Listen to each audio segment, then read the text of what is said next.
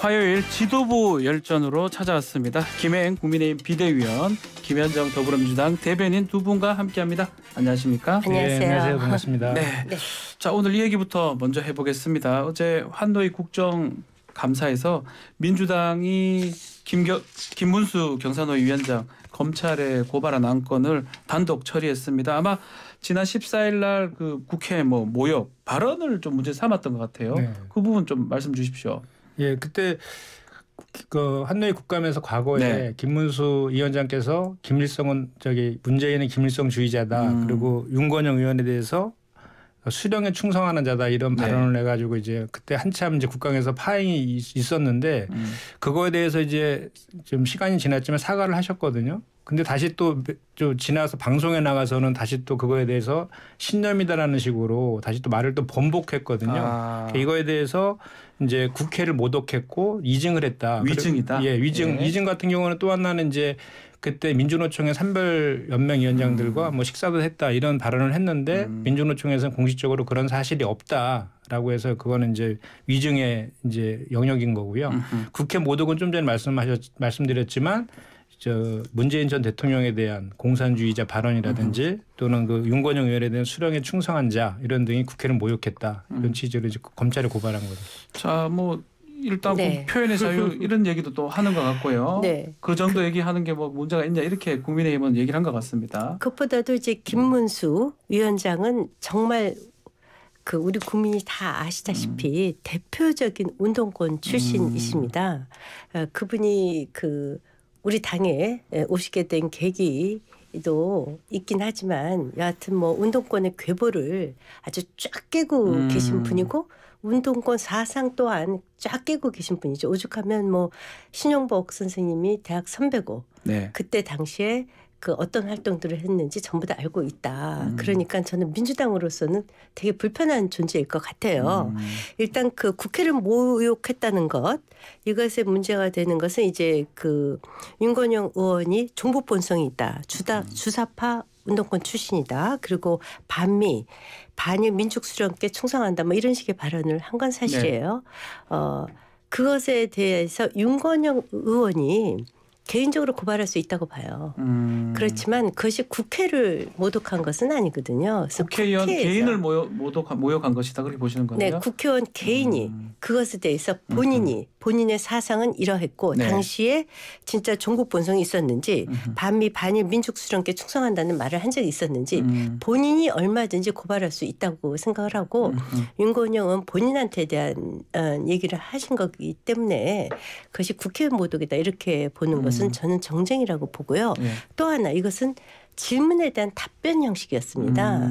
질문에 대한 답변 형식이었고 미리 선제적으로 공격한 것이 아니었거든요. 그것은 이제 문재인 전 대통령에 대해서도 마찬가지고요. 또 하나 이제 중요한 것은 표현의 자유 부분인데요. 이분이 단순히 표현의 자유뿐만이 아니라 저는 실체적 진실과 좀 가까울 수 있지 않을까 이런 생각도 해요. 그래서 그건 실체 진실 아니에요? 실체적 진실에 예컨대 제가 그래서 말씀드리는 것은 윤건영 의원께 얘기한 것이 이거예요. 종북 본성이 있다. 반일 민족 수령을 존경한다. 이런 얘기를 진짜 한 적이 있었는지 그것은 개인이 김문수 위원장을 고발하면 법정에서는 가릴 수 있다고 봐요. 그것을 국회 모독까지 끌고 가는 것은 좀 문제가 있지 맞지 않나. 않다. 이게 이런 생각이 듭니다. 국민의힘 입장에서는 윤석 열차 그 얘기하니까 표현의 자유 얘기하는데 지금 김일성주의자 이런 거 얘기하는 거 표현의 자유 아니면 양심의 자유 영역 아니냐 이게 범죄가 되냐라는 취지의 또 답을 하고 있거든요. 김문수 위원장은 경산노위 위원장이잖아요. 공적인 인물이거든요. 공적인 인물인데 과거에 사적인 위치에서 했던 발언 같은 경우는 인정 100번 양보해서 그렇다 치더라도 공적인 인물이 된 상황에서 그 발언에 대한 질문을 했다라고 하면 과거의 발언에 대해서 잘못된 부분에서는 사과하고 정정하면 될 것인데 그렇지 않은 거에 대한 문제가 있는 거고요.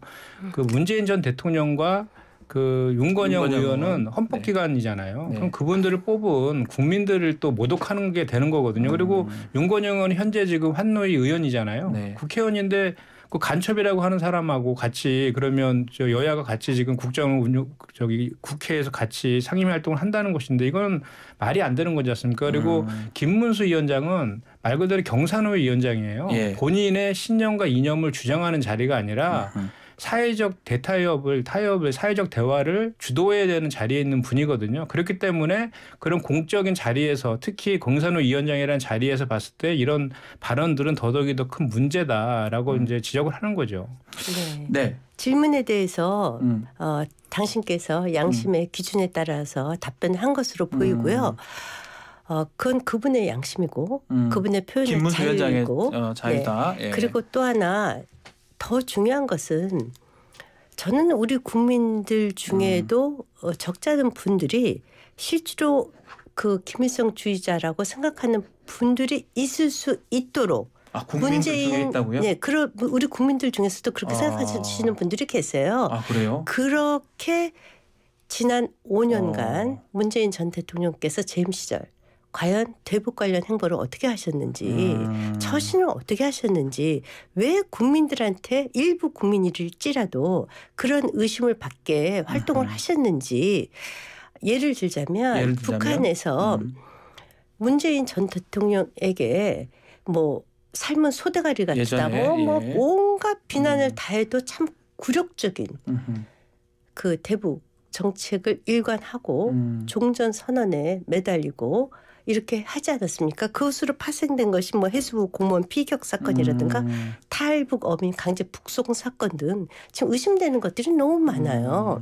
왜 그러한 처신을 하실 분이 없었는지에 대해서 왜 우리 국민들의 일부라도 그런 의심을 하게 됐는지 한번 처신을 좀 되돌아봤으면 좋겠다. 그 처신하고 이제 김일성주의자 연결된다. 예. 그리고 박근혜 전 대통령 그런 의심을 안 받거든요. 예를 들자면요. 그 통역당 사건 잘 아시지 않습니까? 네. 그때 신용복 그 교수께서 사실 전향수가 아니거든요. 본인이 감옥에 있을 때 강제적으로 전향서를 쓰긴 했다. 이렇게는 말씀하셨지만 네. 본인의 사상은 그대로다라고 했고 신용복 교수의 사상이 즉 김일성주의이거든요. 그런데 문재인 전 대통령께서 가장 존경하는 사상가가 신용복 교수다 이렇게 말씀도 하셨고 그런 점에서 제가 모두에도 말씀드렸듯이 누구보다도 운동권의 계보를 잘 아시는 분이 김문수 위원장이십니다. 그분이 그렇게까지 그 양심을 걸고 발언을 했을 적에는 왜 거기에 대해서 그러면 당신은 아니다라는 것을 본인들이 얘기해 주시면 되죠. 알겠습니다. 네. 이게 지금 현안 문제하고 또 김일성주의자 연결이 좀 되는다는 식으로 이제 김행 위원께서 말씀하셨습니다.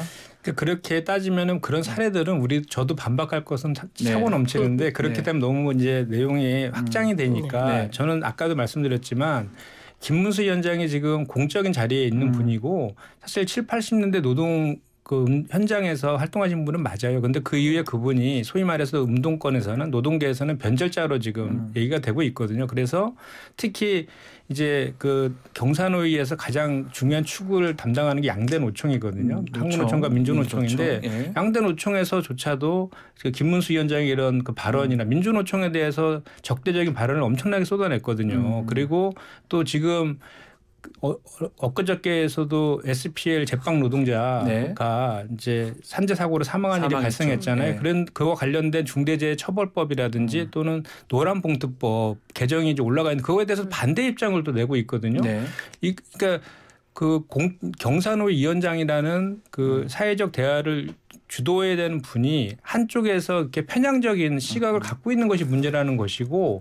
알겠습니다. 예, 그렇습니다. 그런 거에 대한 지적인 거예요. 그 다른 또 인사 그래서 이제 그게 질문에 대한 답변이었고 만약에 당신이 윤건영 의원께서 필요하다면 개인적으로 고발하시면 되죠. 네. 자. 또는 인사 문제된 인사 중에 논란이 된 인사 중에 이은재 전 의원이 전문건설공제조합 이사장으로 지금 내정이 됐는데 그 부분은 우리 김행 비대위원은 어떻게 보십니까? 저는 이제 이걸 언론을 통해서 봤는데 사실 그분께서 강남구청장 공천 신청했을 적에 저희가 떨어뜨렸습니다. 그래서 공천을 주지 않았죠. 11월 1일 날 그 총회에서 의결을 한다고 해요. 며칠 시간이 남았으니까 좀 더 지켜보시죠.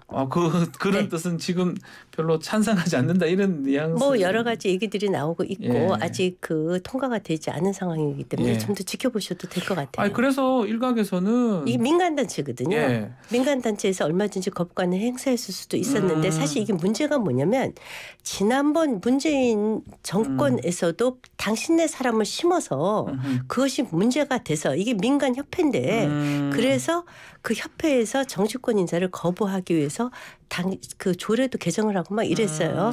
그럼에도 만약에 문제 있는 저희 당이라고 뭐 얘기할 수 있는 점인지 잘 모르겠어요. 아직 그 그런 분이 당원은 아니죠. 예, 이제는. 그래서 예. 그랬다면 아직 11월 1일까지 시간이 있으니까 좀 더 지켜보시면 좋겠다. 자, 이런 생각입니다. 그래서 말인데 여권에서는 대통령이 뭐 어떤 유튜버나 이런 거 좀 많이 보는 거 아니냐 이런 지적들도 있는 것 같아요. 그런 이제 합리적 의심하는 정황들이 많이 발견됐죠. 그러니까 네. 뭐 지난번 대통령 취임식에도 극우 유튜버들을 다수 초대했다 이런 얘기들도 사실로 확인되고 있는 거고, 그리고 최근에 주장하고 계시는 일련의 내용들을 보면 극우 유튜버들이 방송에서 그 주장하는 내용들을 많이 지금 유사한 측면들이 많이 있거든요. 예.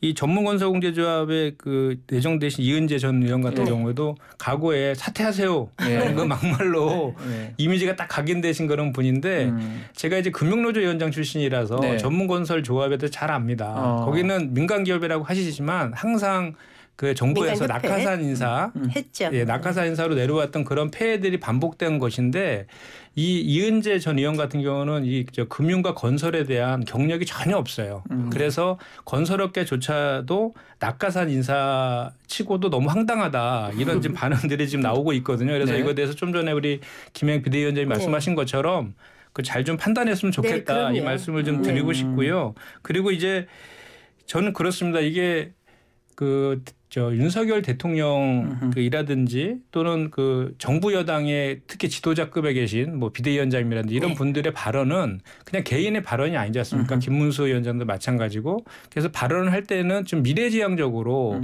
좀 국민을 통합시키고 여야를 협치를 이끌어낼 수 있는 방향으로 좀 했으면 좋겠는데 너무 이렇게 극단적인 발언을 쏟아내는 분들이 자꾸 전면에 이렇게 나서니까 그런 거에 대한 우려를 지적하지 않을 수 없는 거고요. 네. 그런 것들은 좀 이렇게 그 극우 유튜버들은 그런 거에 대해서 이렇게 아까 이제 김행 비대위원도 약간은 개인적인 일로 이제 치부하는 그런 경향이 있는데 그런 주장들을 너무 강하게 하고 있거든요. 그런데 그렇게 하지 마시고 국민 통합적인 차원에서 좀 지적이 있는 것들은 네. 일반적인 국민들의 시선에서 좀 판단해 갖고 이렇게 고칠 것은 고치는 게 좋겠다 이런 생각입니다. 비대위원님, 네. 제가 질문 한번 드리고 싶은 게 지금 당내 분위기는 어때요? 이은재 전 의원이 좀 거기에 적합한 인물인지 또 특히 네. 비대위원장님 생각도 좀 궁금하고요. 저희 비대위원장님한테 아직 안 여쭤봤고요. 제가 네. 여쭤보려고 그래요. 저도. 그리고 사실은 네. 저희 몇 비대위원들끼리 좀 얘기를 했어요. 얘기하면 어떻습니까 지금 내용은? 근데 제가 좀 분위기는? 11월 1일까지 지켜보자고 했었던 것은 네. 아직 통과된 거 아니거든요. 예. 그래서 좀 지켜봐 주셔서 저희한테 좀 시간을 달라. 이런 말씀을 제가 부정적인 당신이 분위기가 있다고 좀 예, 그렇습니다. 얘기하시는 거네요. 왜냐하면 저희가 지난번 강남구청장 예. 공천 시장 때도 아. 탈락시켰거든요. 사실 이분이 하도 출마를 많이 하셔갖고 인지도가 높아요. 예, 그래서 출마를 많이 뭐 했어요. 그게 예. 좋든 나쁘든 네. 뭐 인지도가 높음에도 불구하고 저희가 탈락시켰던 이유는 그런 국민들의 그 민심을 듣고 있거든요. 그 이제 제가 자꾸 말씀드렸듯이 네. 그 김문수 위원장님이 공적 발언이라고 얘기하시는데 사실은 질문에 대한 답변이었고 이번에 환노위의 국감은 네. 환노위에서 지금 국감으로 처리해야 될 일들이 너무 많음에도 불구하고 정식 국감이 이루어지지 않고 김문수 위원장에 대한 인사청문회처럼 돼버렸어요. 네네네. 근데 그거는 야당의 책임이 정말 커요. 그냥 개인의 사상을 집중적으로 검증을 하고 본인은 여하튼 당신의 양심의 자유에 따라 기준에 따라 답변하셨다고 하니까 그것을 어떻게 하겠어요. 그래서 저는 국감을 인사청문회장으로 이용을 하면 결국 정쟁의 장이 되거든요. 그래서 그렇게는 안 하셨으면 좋겠다. 이런 생각을 갖고 있습니다. 짧게 말씀 듣고 이 주제는 마무리하겠습니다.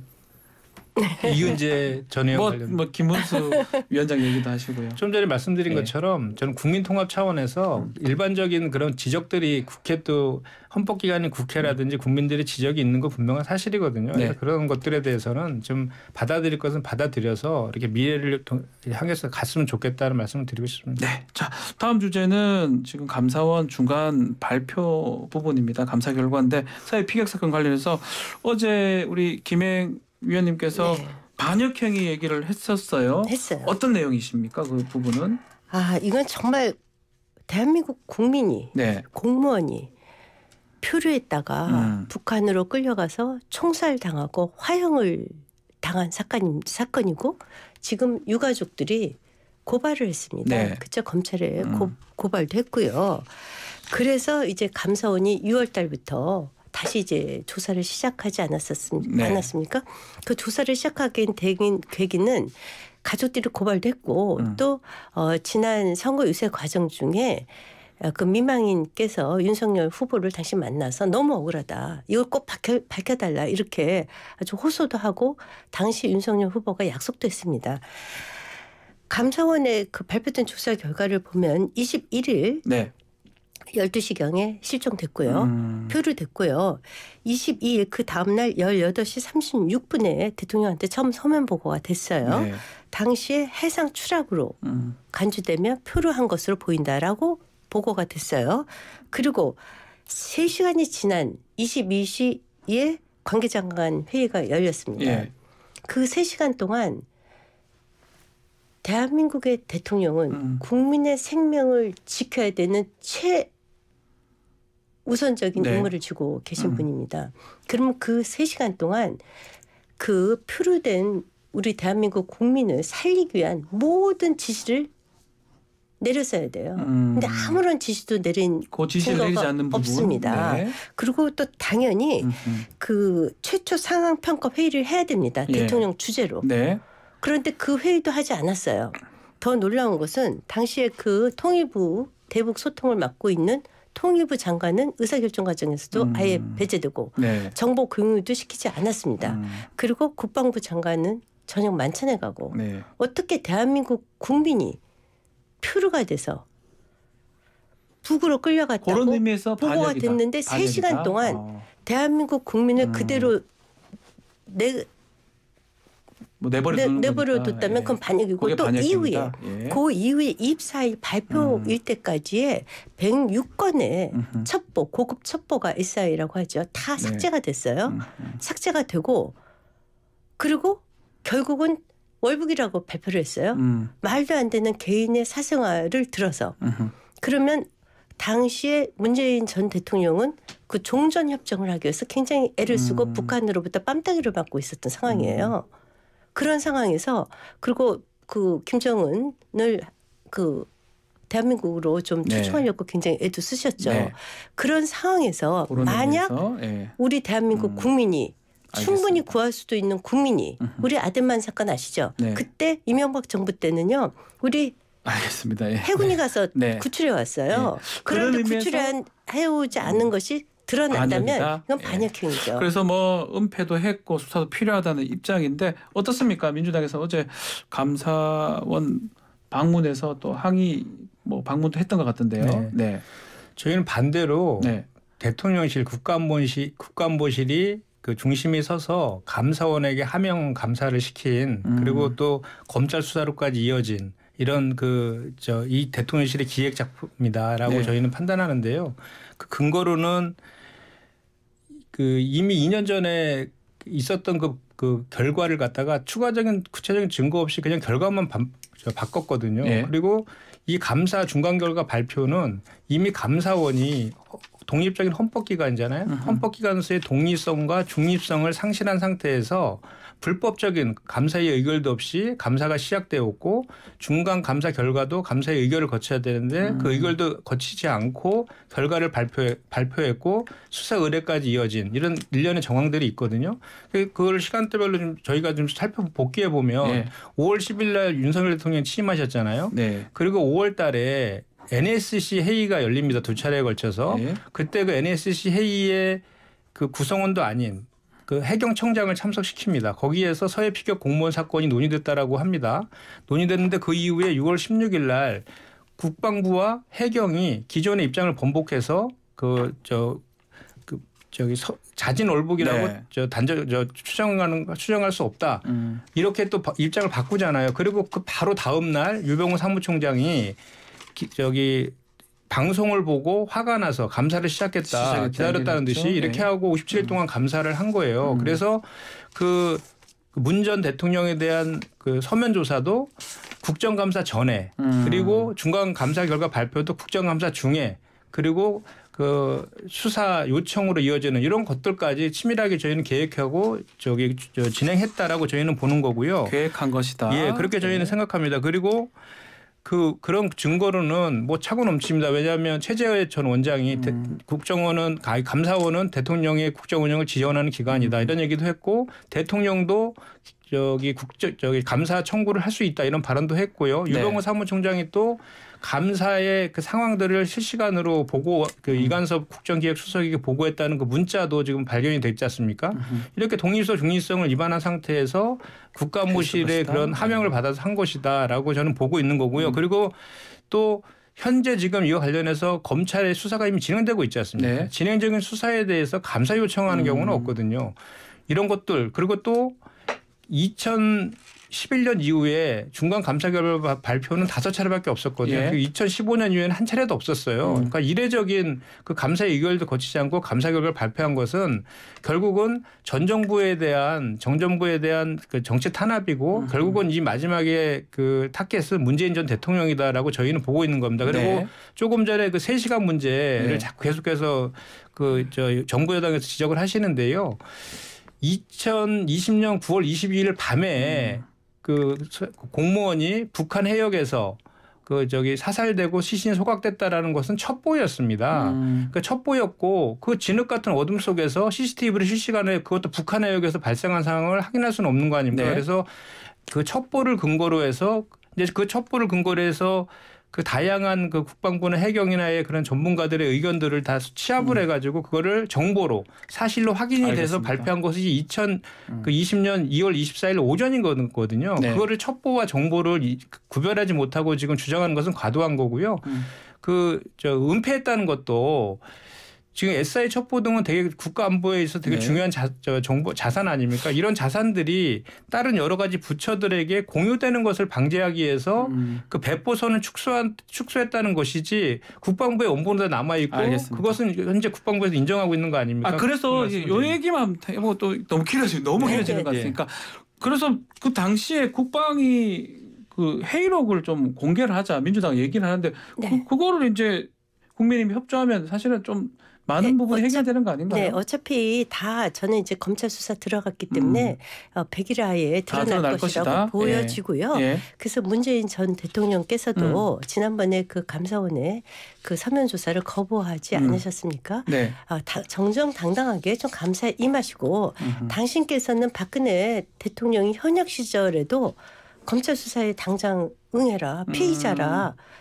근데 이게 국민의 의혹이 굉장히 증폭되고 있는 사건이고요. 또 제가 하나 말씀드리고 싶은 건요. 최재해 감사원장은 문재인 대통령이 임명하신 분입니다. 저희 정권이 임명한 분이 아니세요. 그리고 감사원이 중간 브리핑을 한 적이 있습니다. 대표적으로 세월호 사건이 때입니다. 왜 중간 브리핑을 했냐. 감사위원들이요. 사실 정치적으로 편향되어 있다는 의심을 그동안 문재인 많이 받아온 게 사실이에요. 그래서 그들 중에 표결을 하면요. 감사가 진행이 안 돼요.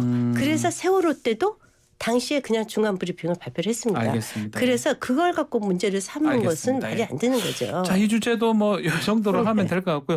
시간이 좀 얼마 없어서 김건희 여사 지금 활동 관련해서 지난 8월 말에 이 활동을 했는데 소식은 한참 후에 전해졌습니다.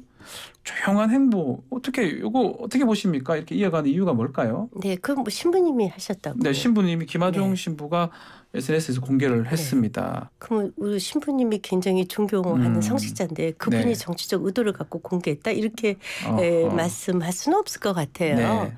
저는 그렇게 생각해요. 그냥 또 여러 차례 가셨다고 하니까. 정말 봉사활동인데 신부님이 자발적으로 공개한 것이다. 이렇게 한 번 가신 말씀. 것도 아니고 몇번 갔다고 지금 여러 차례 합니다. 갔다고 하고. 근데 또 이제 조용한 행보를 한다 해서 대통령실이 일정 자체를 배우자 일정 자체를 모른다는 것도 조금 문제가 되는 것 같기도 하고요. 네, 그렇습니다. 지금 기사를 보면 부속실 직원이 동행했다고 하고 있지 않습니까? 네. 그런 대통령실은 모른다고 하거든요. 그게 상식적으로 좀 앞뒤가 좀 안 맞는 측면이 있고요.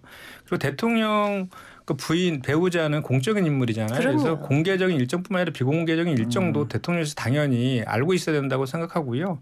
이거는 지난번에 그 나토 순방 때도 민간인을 대동한 그런 문제들이 생겼었잖아요. 네. 그때도 그런 문제들이 지적되고 있었는데 반복되는 것 같고 조금 전에 8월 달에 사진을 이제 공개했다고 이제 나중에 공개했다고 하는데 그 사진도 8월이면 한여름인데 지금 두터운 옷을 입고 있는 그런 사진이어서 그런 논란도 좀 있긴 한데요. 저는 이런 행보들이 너무 나쁘진 않다고 봅니다. 그 대통령 배우자가 이런 저 봉사활동 같은 거 하는 건 좋은 일이라고 저는 생각하고요. 다만 그 봉사활동의 진정성을 좀 가지려면 그 정부의 정책과도 그 봉사활동이 연계되어야 되는데 이런 사회적 약자라든지 노인, 청년, 일자리 등과 관련된 정부의 예산들은 오히려 삭감되고 있는 반대적인 엇박자의 행보들이 또 보이거든요. 이런 것까지 같이 일치했으면 좋겠다 그런 말씀드립니다. 네. 네. 이제 이렇게 되는 거죠. 의전실하고 네. 그 경호실에서는 그 대통령 배우자. 부인의 네. 배우자의 행보를 모를 수가 없어요. 근데 그거를 일일이 이제 대외적인 그 스피커는 홍보실 아닙니까? 그렇죠. 홍보실에 얘기를 전달 안 하면 홍보실에서 모르는 경우가 많아요. 아. 저도 대변인 해봤는데 그때 당시에 대통령께서 그냥 사적으로 다 있는 것들은 저희 대변인실은 몰라요. 네. 홍보수석실은 모르고 다만 이제 의전실과 그런 데는 다 기록으로도 남고요. 경호실에도 다 기록으로 남습니다. 네.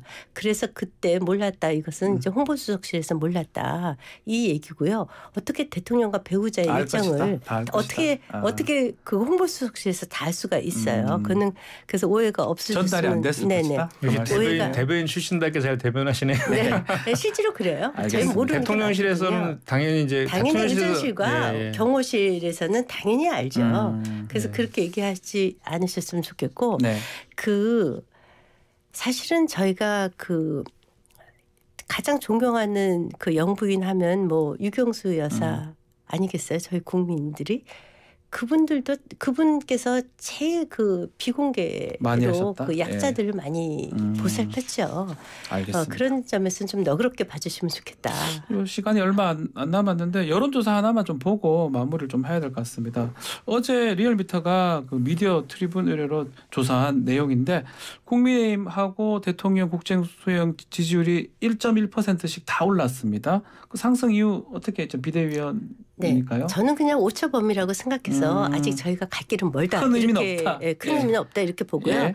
다만 이제 최근 그 북한에서 대한민국을 향한 그 안보, 도발이 너무 예. 많으니까 이러면 좀 보수층이 결집을 하거든요. 네. 그런 정도의 효과가 있지 않을까 저는 네. 그렇게 생각합니다.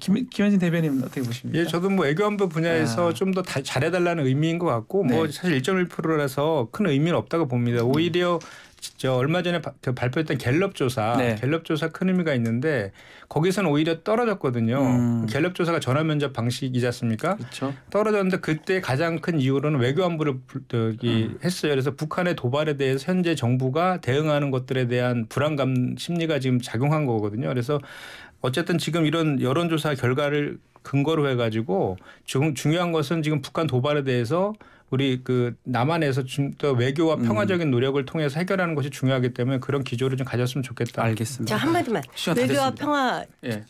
기조로 그동안 갔다가 저희한테 알겠습니다. 주어진 것은 결국 북한의 핵 개발 시간을 벌어준 것뿐이 알겠습니다. 없다는 것이 저희 당의 입장입니다. 네, 자세한 내용은 중앙선거 홈페이지 좀 참조하시고요. 오늘 지도부 열전은 여기서 마무리를 하겠습니다. 김행 비대위원, 김현정 대변인 두 분 감사합니다. 네, 고맙습니다. 고맙습니다. 네.